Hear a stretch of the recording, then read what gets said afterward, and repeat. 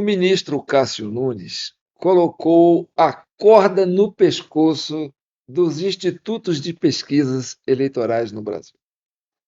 Eu vou explicar isso para você entender melhor o que eu quero dizer.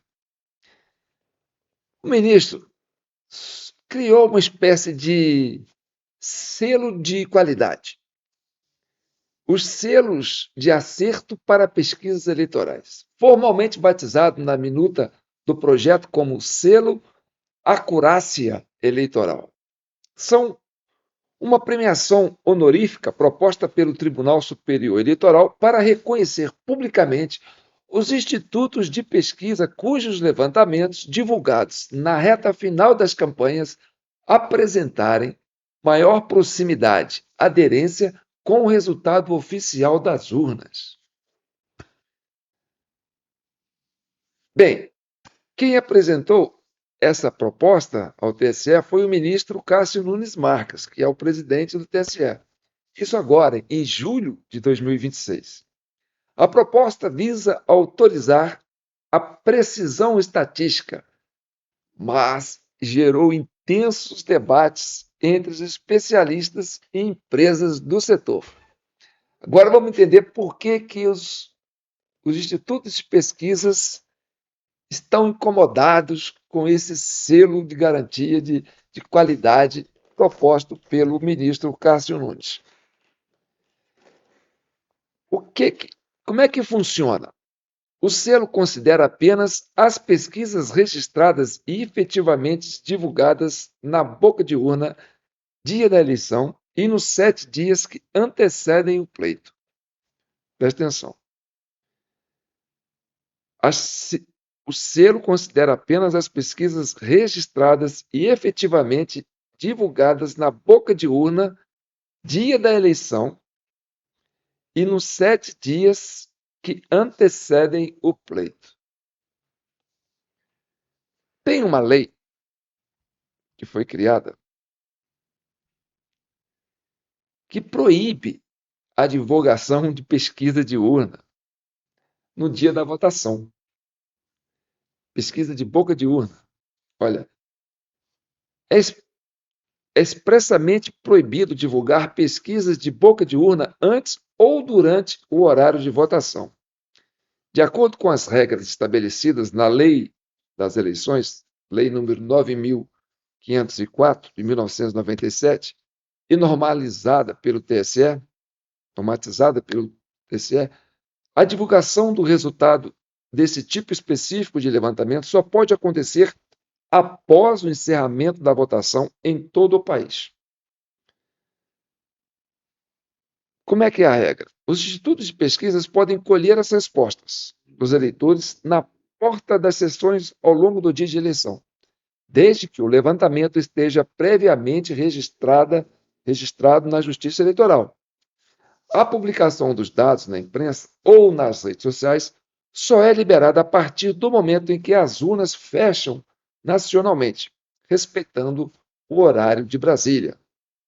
A restrição serve para impedir que a divulgação de dados parciais influencie a escolha de quem ainda está na fila ou a caminho de votar, o chamado voto útil. Inclusive, tem multa aí que vai de quanto?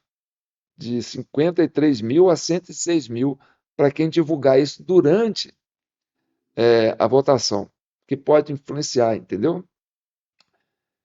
Mas aí, o que acontece? O ministro Cássio Nunes disse: olha, tudo bem, vocês podem fazer a pesquisa de boca de urna. Depois que fechar a urna, fechar essas sessões, vocês vão lá e divulgam, tá certo?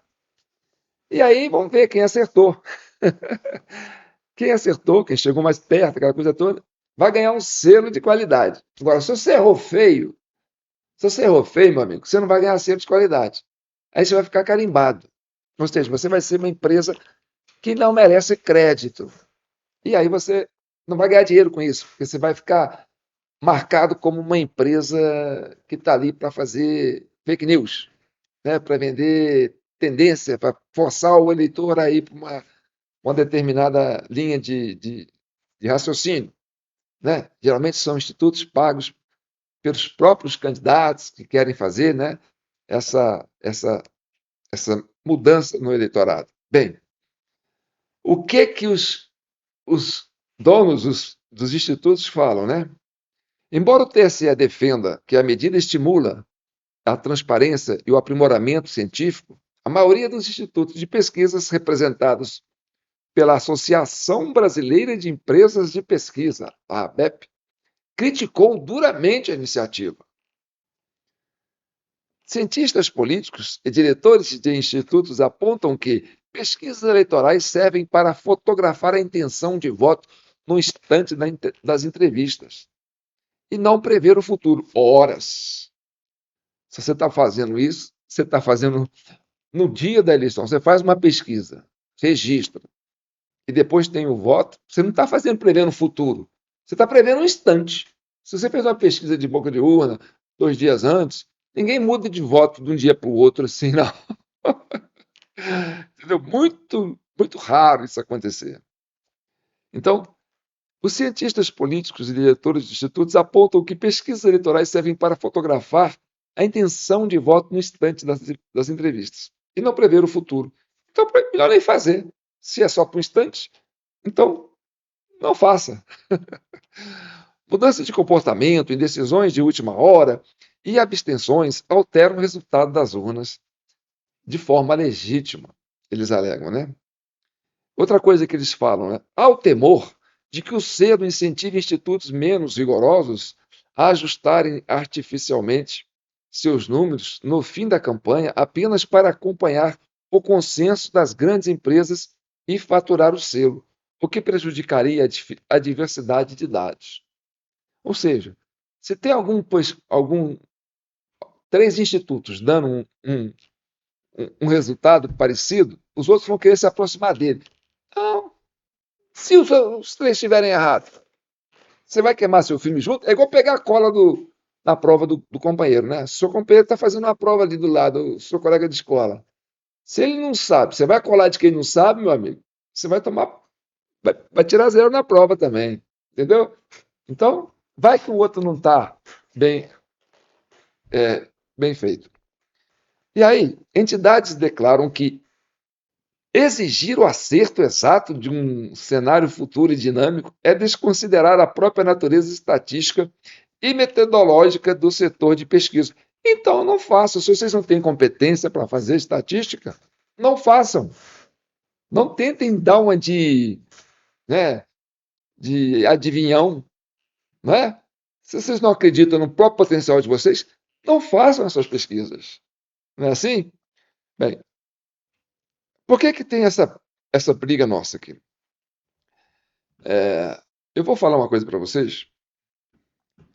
Eu quero que vocês dêem uma olhada aí no rodapé desse vídeo ali. Está escrito ali. Você vai ver que está escrito nesse vídeo aqui, ó, em letra azul. Urna eletrônica no Brasil. Aí está assim: Justiça Eleitoral. O sistema de votação eletrônico brasileiro permite o exercício da cidadania com maior segurança. A urna foi desenvolvida para computar votos de forma segura e sigilosa, atendendo à demanda e às características específicas do Brasil. Vocês estão conferindo que tem essa barrinha azul aí embaixo? Pois é. O que significa isso? Significa que esse vídeo que está aqui já está sendo monitorado.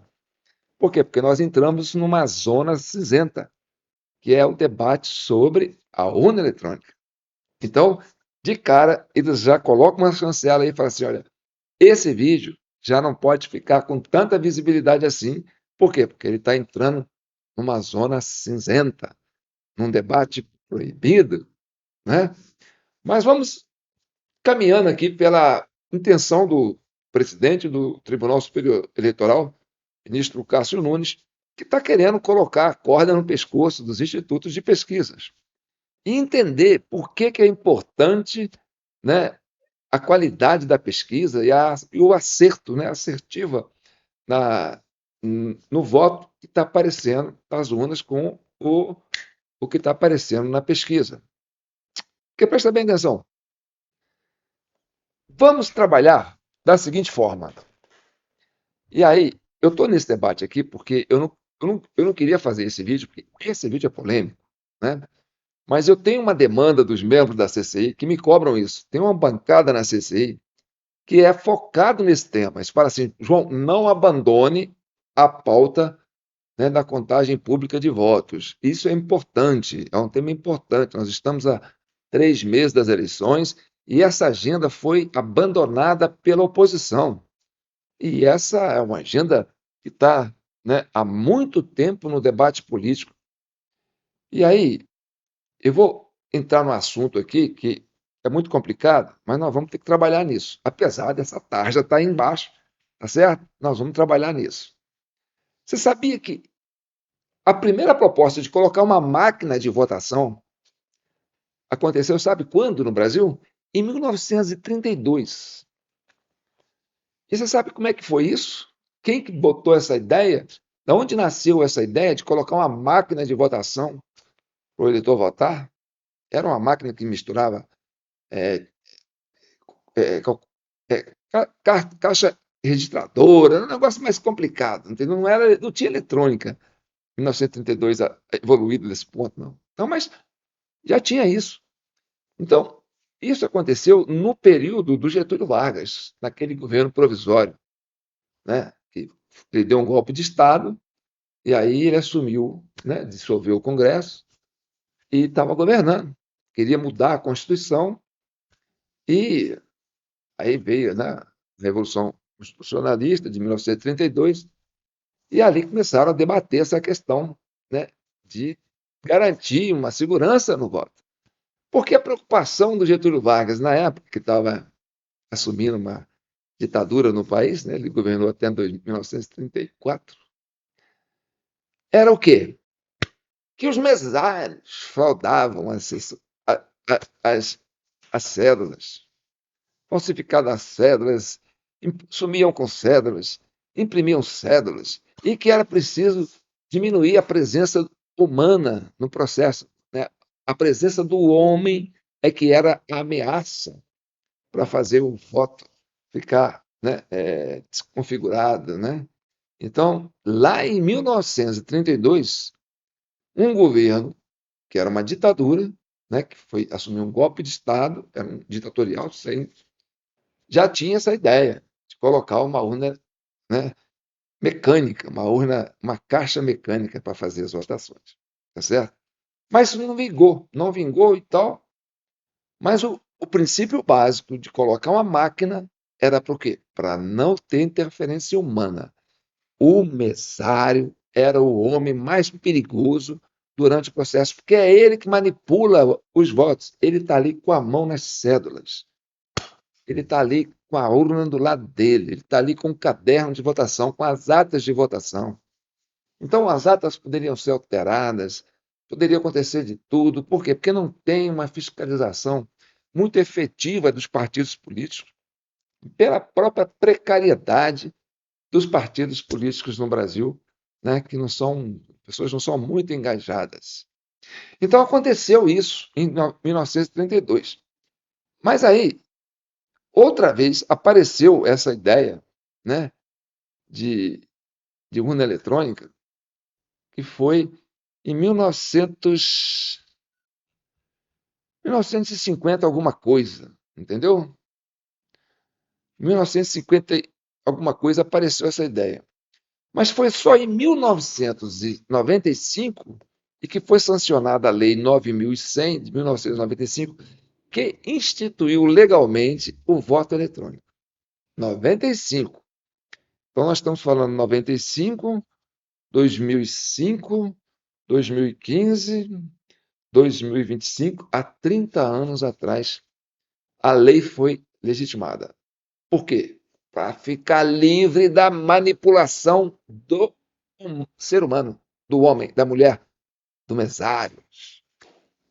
Esse era o problema. A urna eletrônica, a máquina de votação, nasceu porque não podia, não se confiava no ser humano que ficava operando o sistema. Era ali que acontecia o problema, entendeu? As fraudes que geravam conflitos, aquela coisa toda. E aí veio a evolução dos modelos, né? Em 1996, Veio o modelo da urna eletrônica de 96. Estreia histórica. Foi aí que aconteceu a estreia histórica, em 1996. A primeira votação eletrônica no país nas eleições municipais, utilizada por um terço do eleitorado nacional, 57 municípios com mais de 200 mil eleitores e todo o estado do Rio de Janeiro participou dessa votação através dessa urna eletrônica, que era para dizer, olha, agora o homem não faz parte mais do processo. É a urna, a máquina que está votando. Você está votando e é a máquina que está processando. O homem não pega na cédula. Mas não foi no Brasil inteiro, foi um terço do Brasil. O resto continuou trabalhando com eleição de papel, aquela coisa toda. Nessa de 1996, o teclado numérico semelhante ao de um telefone com inscrições em braille. Contava com uma impressora interna. E até hoje conta com impressora interna. Aliás, todas as urnas eletrônicas têm impressoras internas que imprimem votos. Porque quando imprime o boletim de urna, ela está imprimindo, né, o resultado dos votos. Então, se programar configurar essas máquinas com as impressoras que estão lá dentro, é muito provável que seja muito fácil tornar, né, essas urnas adaptadas com a impressão do voto. Bem, mas vamos ao que interessa. Aí, em 1998, nasceu um outro modelo, né, com fotos na tela. Primeiro modelo a exibir as fotos de todos os candidatos. Fim do papel. A impressão interna do voto deixa de ser realizada. Então, não tem mais impressão do voto interno. Abrangeu cerca de 60% do eleitorado nas eleições gerais. Então, o fim do papel, a impressão interna do voto deixava de ser realizada. Não tinha impressão interna. Eu acho que na de 1996 tinha, e a de 98 não tinha. Que aqui está falando que 96 deixou de ter. Então já tinha impressoras em 95, 96, certo? Bem, no ano de 2000, aí veio o modelo, ano 2000, 100% digital. O Brasil realiza sua primeira eleição totalmente informatizada. 2000 foi eleição para prefeitos, vereadores, Brasil inteiro. Acessibilidade auditiva, introdução de saída de áudio para fones de ouvido e teclado com retorno tátil audível para auxiliar eleitores cegos. Então, você escutava ali o número, escutava o voto, você batia na tecla, né? Aparecia o som do voto, né? E um fone de ouvido para quem estava na sala não escutar. Em 2002, modelo 2002, já foi para uma eleição presidencial. Foi onde o Lula ganhou pela primeira vez, onde o PT ganhou pela primeira vez. O Brasil realiza sua primeira eleição totalmente informatizada. Não, a segunda, né? Totalmente informatizada. E o novo processador, atualização de hardware para o processador, sei lá o quê, que tem um nome sofisticado, com 32 MB de memória. Aí já começou o negócio a ficar sofisticado, né? Em 2004, eleições para prefeito de 2004, né? Memória expandida, mantém a linha de hardware anterior, mas dobra a capacidade de memória RAM para 64 megabytes. Tornou o processador mais rápido, né? Um computador mais rápido, mas ainda é a mesma urna eletrônica, só melhorou, né, a velocidade. Assim como você troca de computador, você troca de celular, né? Pega um mais novo, esse aqui tem mais memória, aquela coisa toda. E assim foi. Mas em 2006, né? E olha que antes, até 2004, era o mesário que operava o sistema ali para você ir lá votar. A garantia era que o mesário, ó, você está aqui, deixa eu liberar a urna, vai lá votar, vai lá liberar a urna votar. Em 2006, já para diminuir a presença, criar um sistema de maior segurança, né, veio os testes biométricos. Aí que esse negócio começou a ficar sofisticado, né? Os testes biométricos. As eleições de 2006, que foi aonde o Lula ganhou, e o PT ganhou pela segunda vez consecutiva. Apesar daqueles escândalos de mensalão, de papapá, de corrupção, eles ganharam, certo? Então, o início dos primeiros testes e estudos com identificação por impressão digital. Salto de processamento com chip mais avançado, 128 megabytes de memória, entendeu? Como se a coisa fosse, né, ganhar mais importância, porque nós estamos falando de números, né? Números.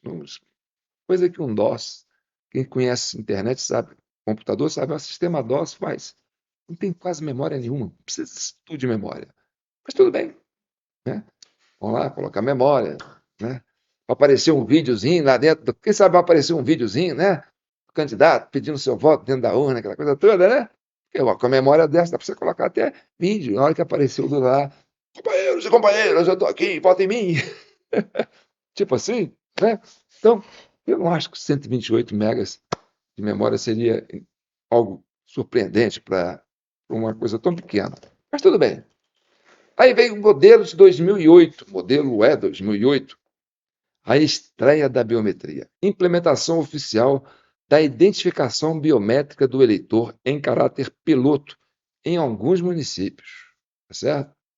Então presta atenção, até 2008, só alguns municípios tinha a questão da biometria. O resto não. O resto não. Vamos entender isso aí no final, certo? Aí em 2009 para 2010 já era, né, a campanha que ia eleger a Dilma Rousseff, a terceira eleição do PT consecutiva, né, com os modelos 2009 e 2010. O aprimoramento era manutenção das configurações do modelo 2008 com refinamentos na robustez física e segurança dos dados gravados. Aí deu, sabe, você compra né, um Fiat do ano, você compra um Fiat do ano, aí você tem assim uma carenagem mais bonita, né, uma lataria mais um design melhor. Mudou só isso, na verdade, né? Mas assim, vai aumentando o número de urnas, né? Aumentando, tá certo. Em 2011 para 2012, campanha para prefeitos, né? Foco em segurança. Ocorre a segunda edição do teste público de segurança. Aí faz um teste público de segurança para garantir que a urna é totalmente segura e onde peritos testam o sistema contra invasões. Ah, você invadiu uma urna eletrônica, meu amigo, você tinha que contratar, né? Não era um hacker, não. Você tinha que contratar vamos dizer assim, o exército americano, né? Aqueles navios, como é que chama aqueles? Aqueles, né, porta-aviões para invadir uma letra. Então, vamos lá. Falando sério. Então, 2011 a 2012 foi essa, né? Em 2014, já é o E-modelo 2013, né? Que já foi para usar em 2014, que foi a quarta eleição do PT consecutiva, né? A Dilma se reelegendo de novo, né? Depois do escândalo do mensalão, depois do escândalo do petrolão, e é meio escândalo em cima de escândalo, e o PT continua se elegendo com essas urnas maravilhosas, né? Então, em 2014, lançamento do novo modelo operando com o sistema operacional próprio da Justiça Eleitoral baseado em Linux, com pesadas memórias de criptografia. Pesadas memórias de criptografia. Até parece que criptografia precisa de muita memória, né? Mas tudo bem. Não sou especialista, vai que precise, né? Então vamos lá. Aí você tem, em 2015 para 2016, modelo E2015, um novo modelo de urna eletrônica, né? E aí vem com QR Code nos boletins de urnas. Os boletins de urnas impressos ao final da votação ganham QR Code. Isso é chique, né? Chega lá com o celular, encosta lá, pega o QR Code, aí você já tem no celular onde está esse arquivo lá no PC. Chique, chique do último, né? E aplicativo mobile, lançamento do aplicativo Boletim na Mão. permitindo que qualquer cidadão escaneie o boletim de urna e verifique o resultado da sessão. Olha que legal, né? Qualquer um pega, escaneia, está lá o boletim. Você escaneia, aí você está no seu celular. Vem lá, boletim de urna no seu celular. Qualquer celular, se você, se tiver 300 eleitores naquela região ali, se os 300 eleitores fizerem fila e ir lá pegar, né, o QR Code, naquele, aí passa para o celular dele, todo mundo vai ter um boletim de urna. Olha que chique, hein? Não é legal? Bacana, né? Então, em 2016, com o QR Code, eleição para prefeitos, tudo correu bem, né? 2020 para 2021, veio o modelo UE 2020. Esse modelo já foi um modelo mais diferenciado, né? Um salto de desempenho, capacidade de processamento de 18 vezes maior que o modelo de 2015. Ah, rápido, hein? Bacana, né? Terminal do mesário ganha tela sensível ao toque, touchscreen, né? Bate direto na tela ali, ó. Porque o mesário tem um terminal que é ligado na urna eletrônica. Então, daquele terminalzinho que fica ali na mesa dele, ele opera a urna eletrônica.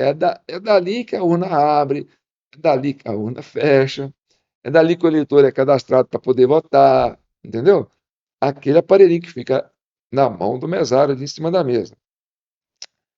Então, esse é o processador moderno, né? Usou um processador Intel Atom de 1,16 GB e 4 GB de memória RAM. Gente, 4 GB de memória RAM dá para você fazer um videoclipe do candidato na urna eletrônica. Está entendendo? Mas tudo bem, vamos trabalhando aqui. Então, em 2022 para 2024, né, aconteceu mais um aprimoramento, refinamento, né? Melhorou o layout moderno, com gabinete reformulado, mantendo o processador Intel Atom e os 4 GB de memória RAM. Né? Pô, é quase um iPhone, né? Avançado. Mas eu estou falando isso, mas não estou falando com ironia, não. Estou falando de empolgação, viu, gente? Então, o layout foi moderno e acessibilidade em Libras, inclusão de um avatar com tradução na língua brasileira de sinais diretamente na tela para auxiliar eleitores surdos. Agora, 2026, 30 anos de história. O sistema eletrônico completa 3 décadas de vigência, consolidado com uma das maiores eleições informatizadas do mundo. Ah, bacana, né? Agora vamos lá em 2032, quando começou essa cisma, né? Não, nós temos que tirar a ação do homem, da máquina, né? Do ser humano, né? Não ter contato com o voto, né? Não poder manipular o voto, não ter, ó, tem que ser uma coisa informatizada, né? Para ficar difícil para o ser humano mexer ali. Então, isso ganhou, né? Uma roupagem que deu essa ideia. É por causa do ser humano, por causa do mesário, que começaram a pensar nisso. Entendeu?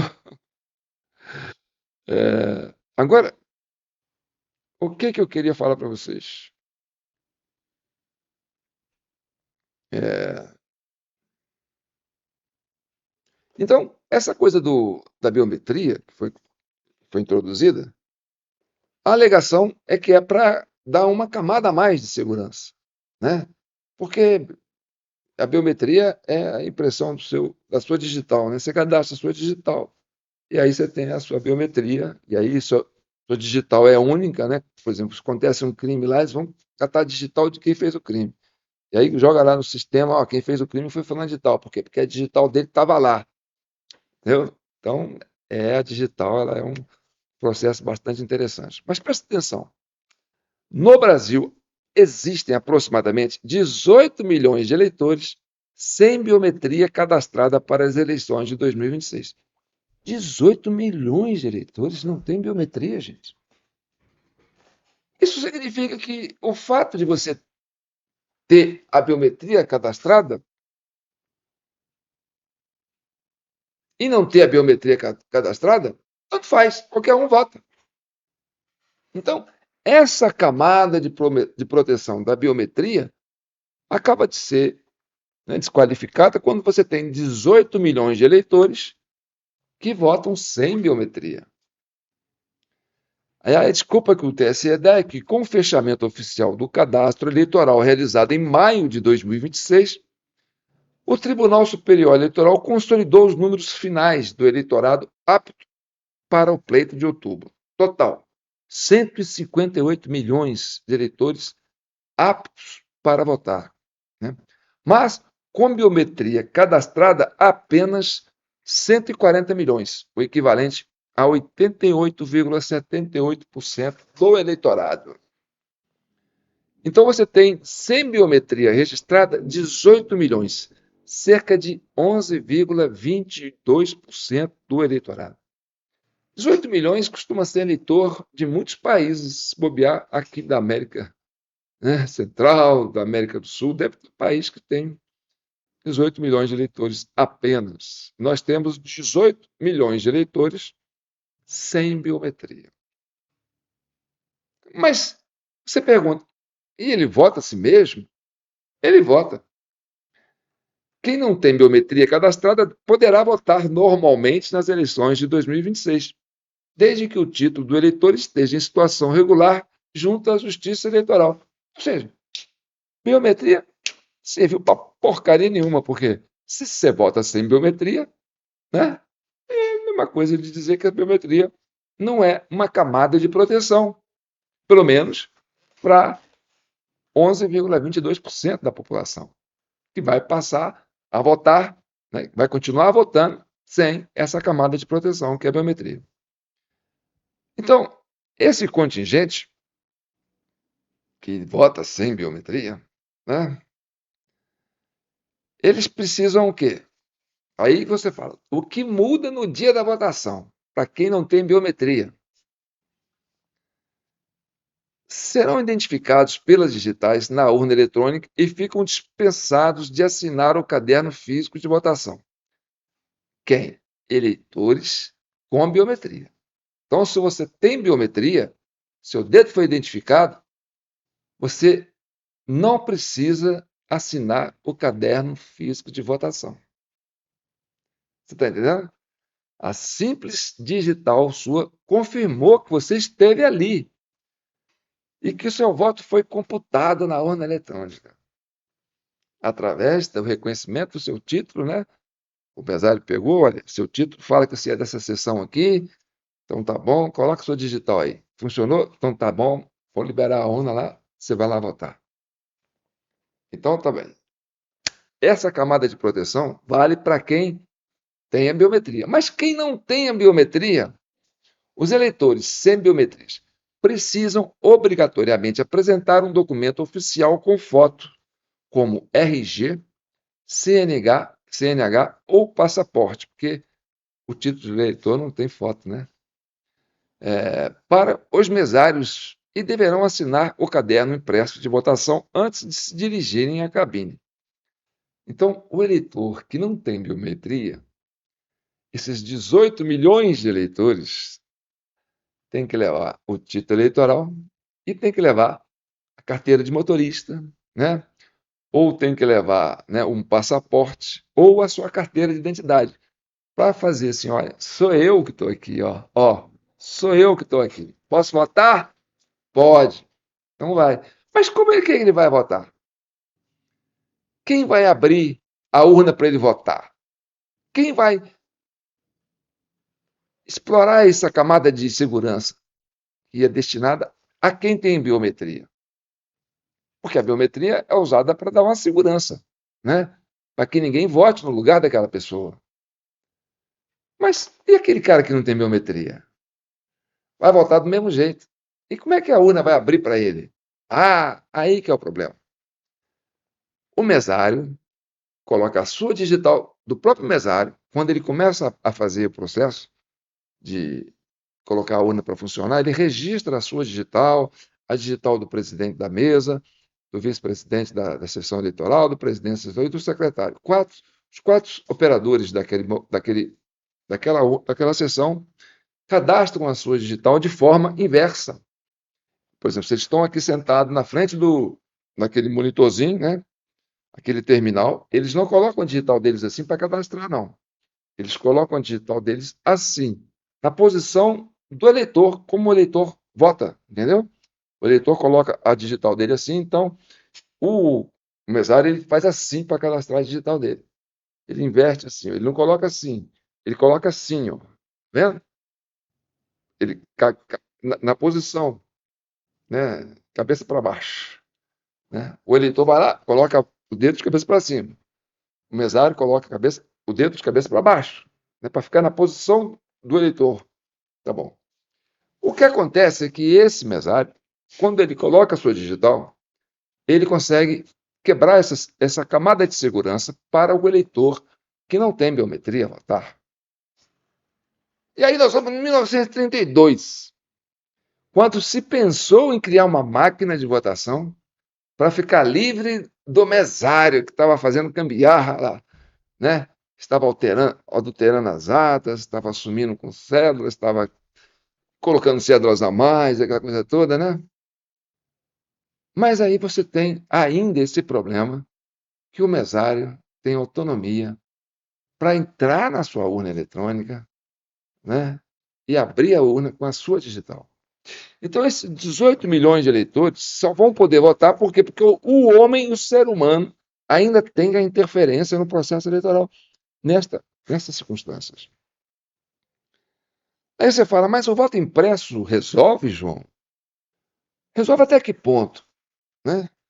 Porque se você está com um mesário que tem autonomia para abrir a urna, né, e ele reconhecendo o título porque ele tem ali, né, aquele caderno, e ali naquele caderno aparece o número de cada eleitor que vota naquela sessão eleitoral. E o que ele precisa? Ele precisa digitar o título daquela pessoa, né, para que o sistema reconheça que aquele eleitor faz parte daquela sessão, e aí que ele precisa mais é que o sistema reconheça uma digital que esteja cadastrada para poder abrir a urna para o eleitor votar. Então, a identificação do número do título, mais uma digital reconhecida e a urna abre. Ou seja, para quem não tem biometria, o número do título, mais a biometria do mesário e a urna abre. O mesário tem acesso ao número do título de todo mundo que vota e tem acesso à urna através da sua própria biometria. O que significa que, se o mesário tiver má intenção, numa sessão eleitoral que não tenha fiscalização, ele quiser pegar aqueles títulos de pessoas que não foram votar, mas na parte de encerramento, aquela coisa toda, está quase na hora de encerrar, não tem ninguém aqui, não tem ninguém, olha para cá, olha para lá, digita o número, pega a digital dele, pum, e vai lá e vota. Isso é possível? Diga você, Coriolando, se isso é possível ou não. Eu acho que isso é possível. E isso é uma preocupação que eu tenho.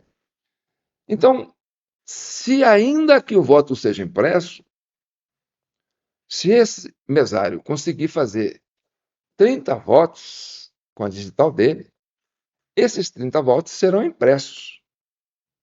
Agora um detalhe.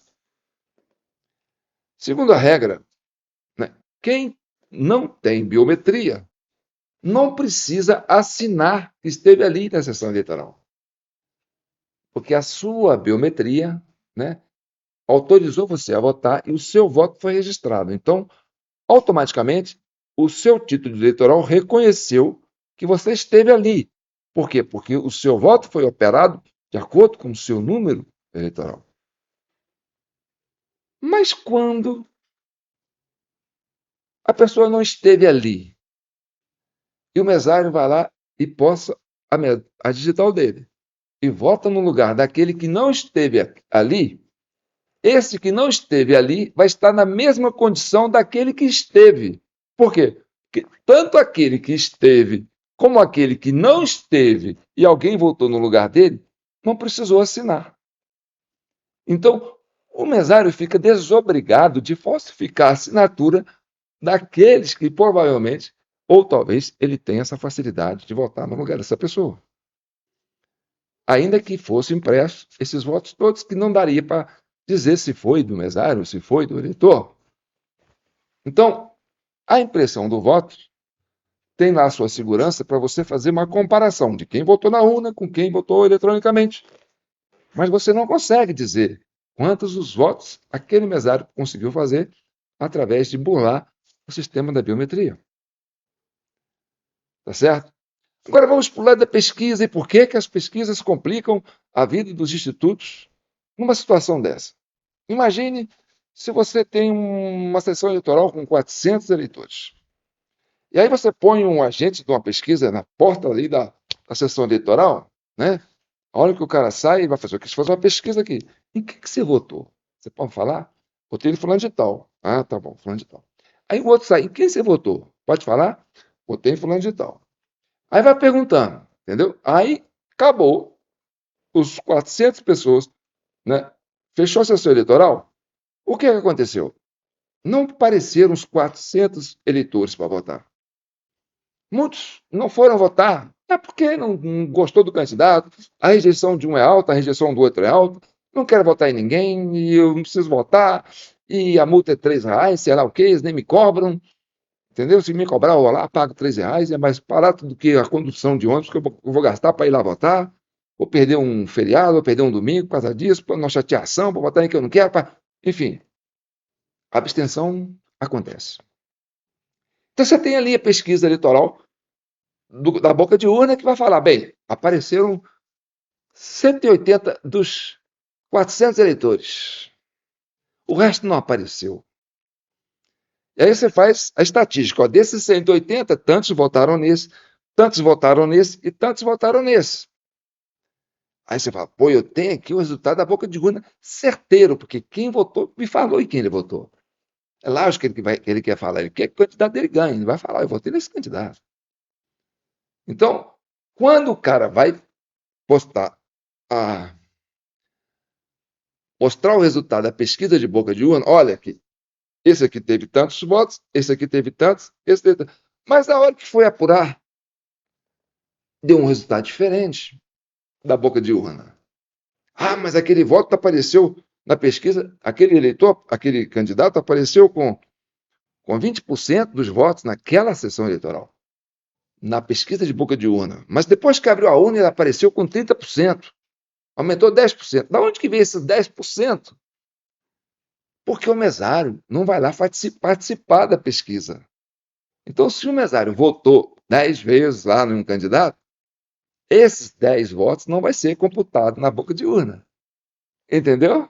Então, o resultado da pesquisa de boca de urna pode não bater com o resultado oficial da sessão, se porventura não tiver ninguém fiscalizando, ou o eleitor ou o mesário tiver essa facilidade de burlar esse sistema.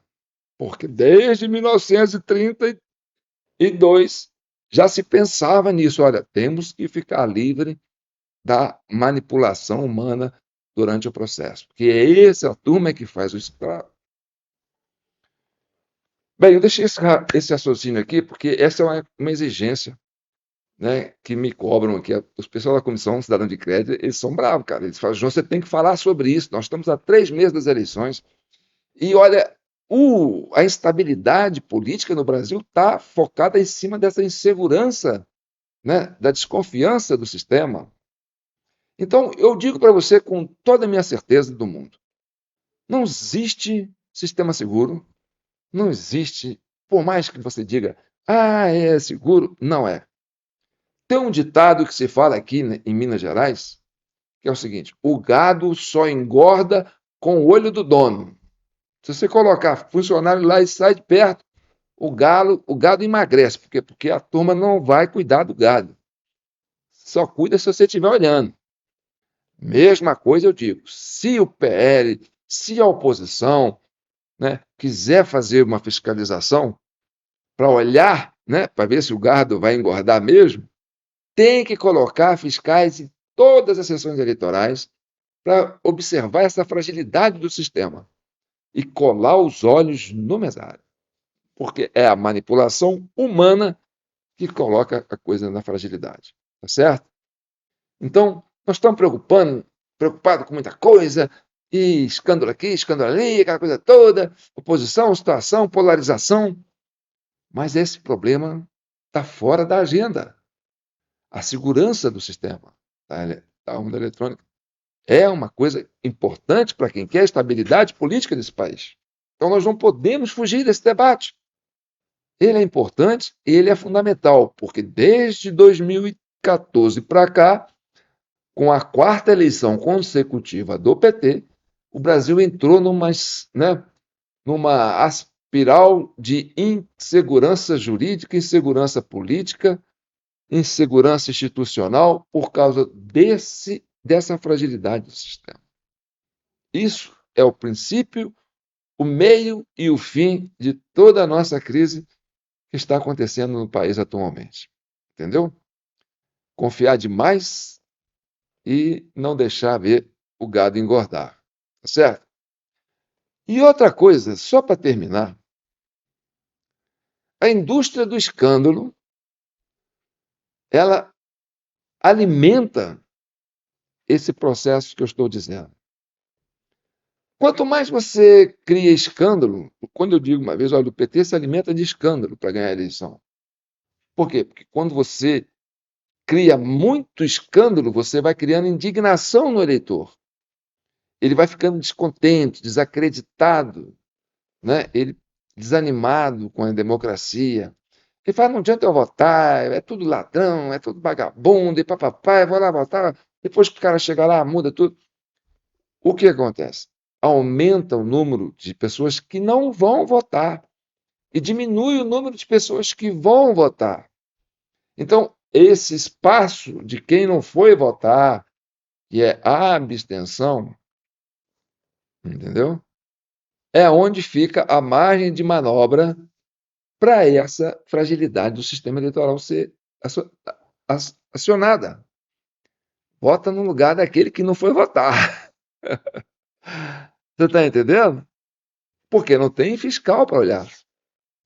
Né? Por mais que a máquina seja segura, né? Nós temos essa fragilidade. E isso é importante. Né? Eu já estou com 47 minutos. Está aí a tarjinha, você está vendo a tarja aí, né? Está escrita aí embaixo ainda, não está? Pode olhar aí, ó. Urna eletrônica no Brasil, Justiça Eleitoral. O sistema de votação eletrônica brasileiro permite o exercício da cidadania com maior segurança. A urna foi desenvolvida para computar votos de forma segura e sigilosa, atendendo à demanda e a características específicas do Brasil. Então, ao tal negócio. Não precisa cuidar do gado, porque ele vai engordar, viu, gente? Você não precisa olhar para ele não, que ele vai engordar. Vai nessa, que ele vai engordar. Você que não cola os 4 zói em cima desses mesários, para você ver o que vai acontecer. Entendeu? Porque essa turma já está com essa mão na massa há 4 eleições consecutivas, 5 eleições consecutivas. Esse processo de vício vem acontecendo ao longo desses anos todos. Então, quanto mais escândalo, mais aumenta a indignação. Então, essa coisa da rejeição, eles comemoram a rejeição. Lula tem tantos por cento de rejeição. Ah, o Flávio tem tantos por cento de rejeição. Nossa, que bom, está aumentando o número de rejeições. Isso vai significar o quê? Menos pessoas para votar. E aí vai sobrar mais abstenção. E aí vai ter mais espaço para fazer manipulação.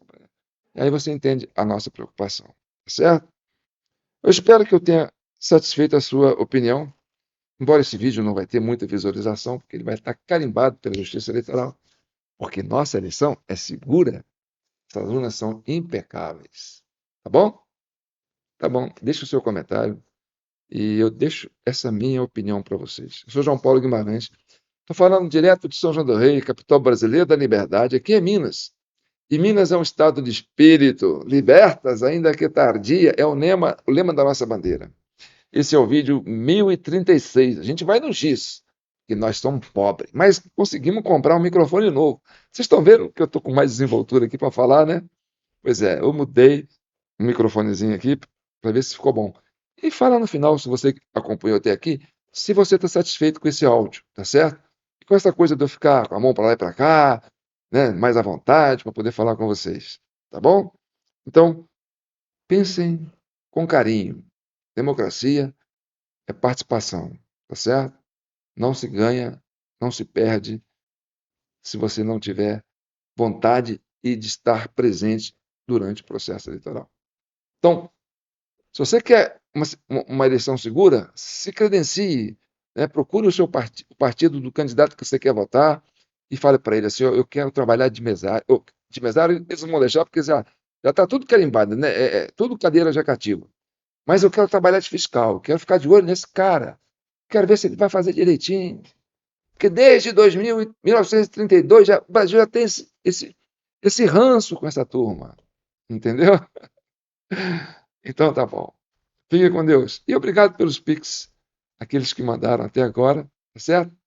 E olha, é um esforço danado que nós temos que fazer para mudar esse país. E esse debate social encontra aqui, essa expertise, né, da experiência que a CCI tem, com os membros da CCI tem, nesse debate amplo que a gente traz para você. Tá bom? Então tá bom. Fiquem com Deus.